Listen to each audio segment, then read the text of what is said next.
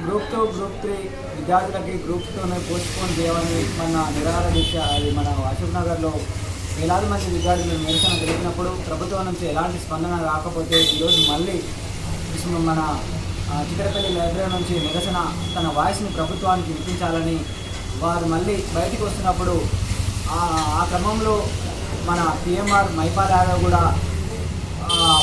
వారి వాయిస్ తీసుకోవడానికి వచ్చినప్పుడు అతన్ని అరెస్టు చేయడం, అక్రమంగా అరెస్టు చేయడం, విద్యార్థులను గొంతు నొక్కడానికి పోలీసు వ్యవస్థ ప్రయత్నిస్తుంది.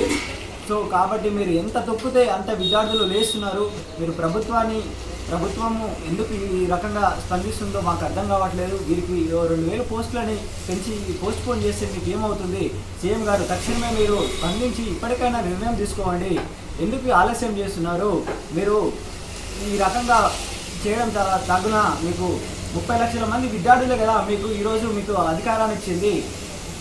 తక్షణమే మీరు చర్చలు జరిపి ఈ గ్రూప్ 2ని 2000 పోస్టులు పెంచి డిసెంబర్ దాకా వాయిదా వేయాలని, ఈ విద్యార్థులని అరెస్టు చేయడం వల్ల మీకు ఏం ఒరిగేది ఏముండదు. ఇంకా ఉద్యమం ఆగదు. వాళ్ళ గొంతు మీరు ఏదో నొక్కడానికి ప్రయత్నిస్తున్నారు కానీ వారు ఇంకా చెలరేగిపోతారు. మీరు లాఠీలతోటి కానీ అరెస్టులతోటి నిర్బంధించడము మీరు అనుకుంటున్నారు కానీ అది సాధ్యం కాదు. మీరు ఈరోజు చిక్కడపల్లిలో మీరు వాళ్ళని అరెస్ట్ చేయొచ్చు, రేపు ఉస్మానియా యూనివర్సిటీలో లేస్తారు, రేపు ఎల్లుండి ఇంకా ఇక్కడ దిల్సుఖ్ నగర్ నుంచి లేస్తారు. మీరు ఎంతమందిని అరెస్ట్ చేశారు? ఎంతమందిని మీరు వేలాది మంది తరలి వస్తారు, డిస్ట్రిక్ట్ల నుంచి తరలి వస్తారు, డిస్ట్రిక్ట్ లైబ్రరీ నుంచి వస్తారు.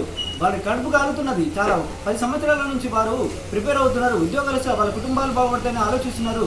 తక్షణమే మీరు నిర్ణయం తీసుకోవాలి. మీ పైన మీ ప్రభుత్వానికి వ్యతిరేకత వస్తున్నాయి సార్, దయచేసి మీరు స్పందించండి. రేపు రానున్న స్థానిక ఎలక్షన్ పైన తీవ్రమైన ప్రభావం ఉంటుంది కాబట్టి తక్షణమే చర్చ జరిపి వారికి సానుకూలంగా మీరు చేయాలని నేను ఉస్మానియా యూనివర్సిటీ విద్యార్థిగా నేను తెలియజేస్తున్నాను.